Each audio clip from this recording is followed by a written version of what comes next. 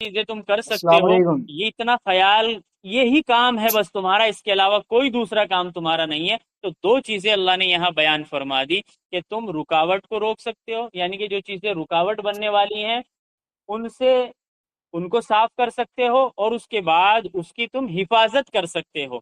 اور حفاظت کی بات بھی ایک بات اور سن لیجئے، بالکل پوائنٹ کی بات ہے حفاظت میں بھی، کہ مثلا پودا باہر آیا، جب پودا باہر آئے گا، اب اس پودے کے باہر آنے میں تم اس کے تحت پانی دے رہے ہو، اس کے اندر اس میں کتنی ضرورت ہے پانی کی، وہ پانی جب تم دو گے تو یہ پانی کس نے دیا تمہیں؟ یہ پانی کس نے دیا ہے؟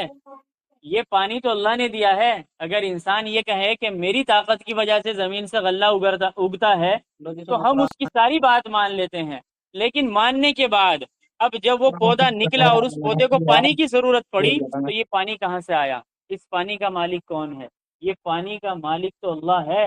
تو لہذا تم کچھ بھی نہیں ہو، تمہیں جو میوے جات مل رہے ہیں اللہ کی طرف سے، یہ سارا کا سارا اللہ کا غیبی نظام ہے جو انسان کے لیے کام کر رہا ہے۔ اور انسان کو یہ لگتا ہے کہ میری وجہ سے ہو رہا ہے، میری کوشش کی وجہ سے ہو رہا ہے، میری محنت کی وجہ سے ہو رہا ہے۔ اگر میں کھیت میں جا کے ٹریکٹر نہیں چلاؤں گا، میں ہل سے اس زمین کو جوتوں گا نہیں، تو میری زمین مجھے غلہ نہیں دے گی۔ اس کا قرآن واضح لفظوں میں انکار کرتا ہے کہ ایسا کچھ بھی نہیں ہے۔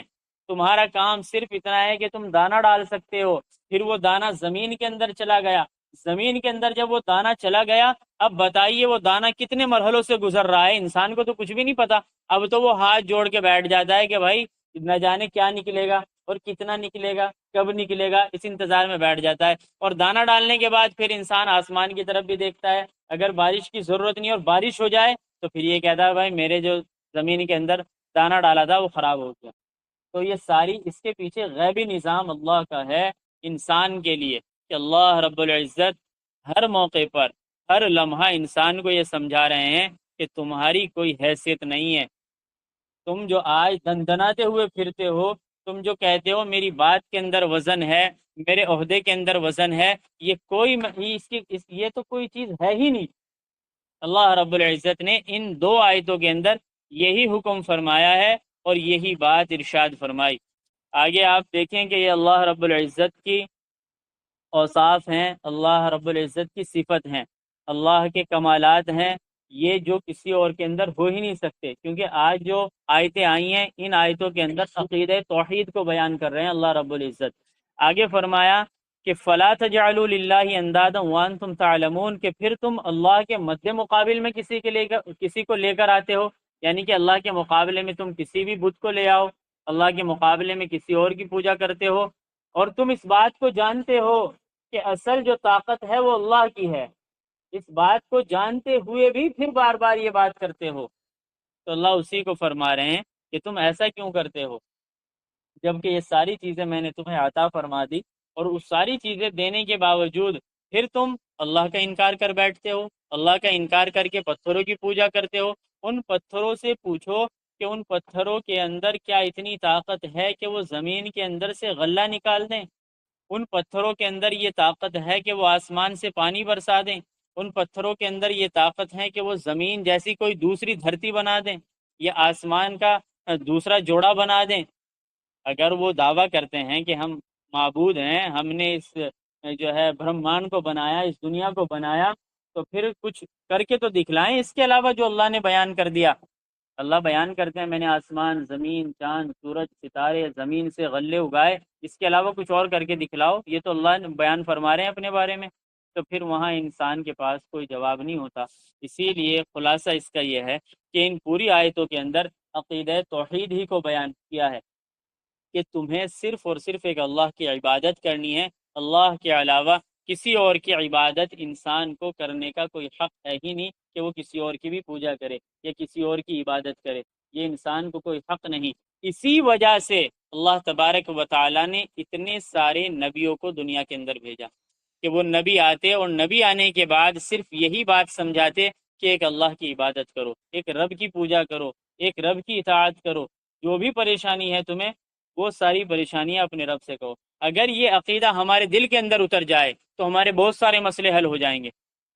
یہ عقیدہ اگر ہمارے دل میں اتر جائے تو ہمارے بہت سارے مسئلے حل ہو جائیں گے۔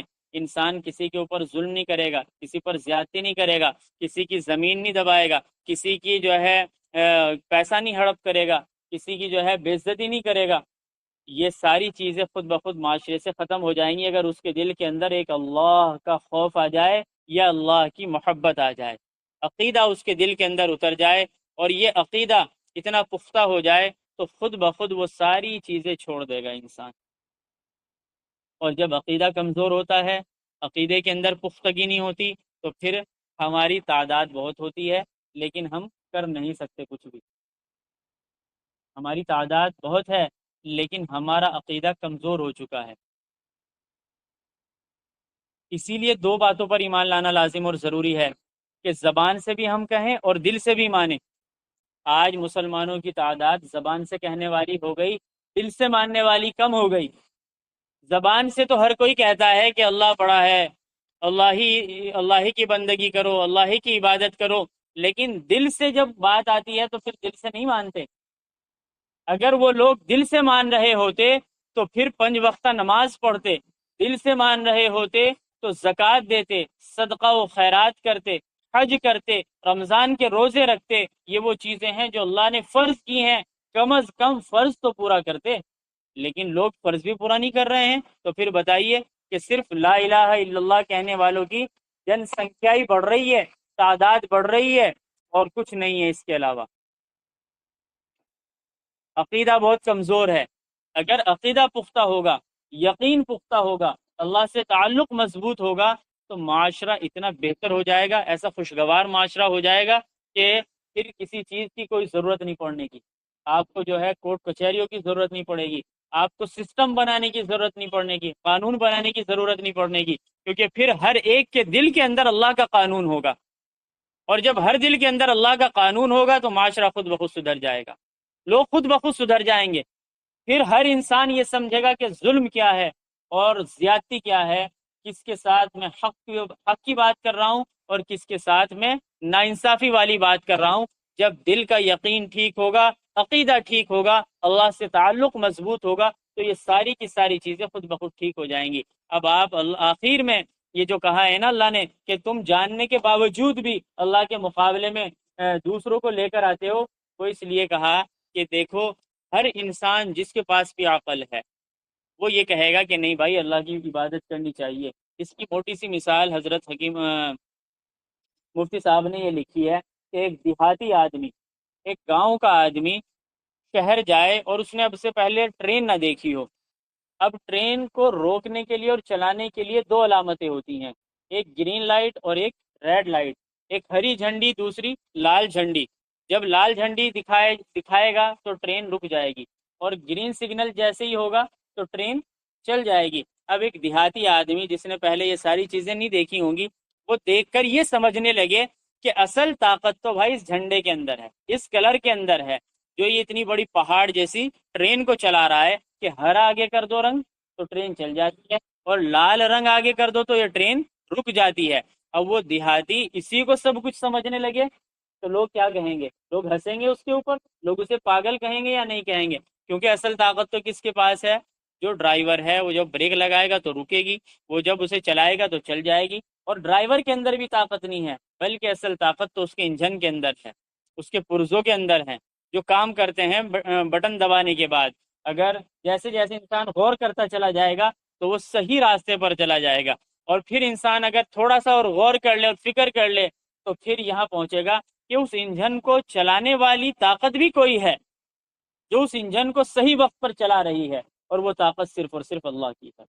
تو یعنی کہ آج ہم اگر عقل رکھتے ہیں تو ہم خود بخود اپنے رب کی طاقت کو پہچان لیں گے، اور اگر جاہل ہیں، بے وقوف ہیں، تو پھر اس گاؤں والے کی مثال دی ہے جو یہ سمجھ رہا ہے کہ اتنی بڑی ٹرین صرف ہرے اور لال رنگ سے چل رہی ہے۔ بتاؤ ایسا ممکن ہے؟ ایسا ممکن ہرگز نہیں ہے۔ تو پھر یہ دنیا پتھروں کے پوجنے والوں سے کیسے چل سکتی ہے؟ یہ دنیا ہم نے اپنے ہاتھ سے بت بنایا بہت بڑا، وہ بت کیسے اس دنیا کو چلا سکتا ہے؟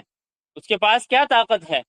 جب ایک رنگ ٹرین کو نہیں چلا سکتا تو ایک پتھر کا بنایا ہوا بت اتنے بڑے نظام کو کیسے چلا سکتا ہے؟ اس بت کے پیچھے بھی غیبی نظام ہے اللہ کا، اللہ رب العزت سورج کو نکالتے ہیں، غروب کرتے ہیں، صبح اور شام، یہ پورا سسٹم جو چلا رکھا ہے یہ اللہ نے چلایا ہوا ہے۔ یہ پورا ان دو آیتوں کے اندر اللہ تبارک و تعالی نے اپنے عقیدے کو بتلایا، یعنی کہ اپنے رب ہونے کو بتلایا ہے کہ میں ہی رب ہوں تمہارا، میرے علاوہ تمہارا کوئی اور رب ہو ہی نہیں سکتا۔ اور میں امید کرتا ہوں کہ ان دونوں آیتوں سے آپ کی بھی سمجھ میں بات آ گئی ہوگی کہ دنیا کا نظام چلانے والا کون ہے، ہمیں جو بھی چیز مل رہی ہے، جس طریقے سے بھی مل رہی ہے۔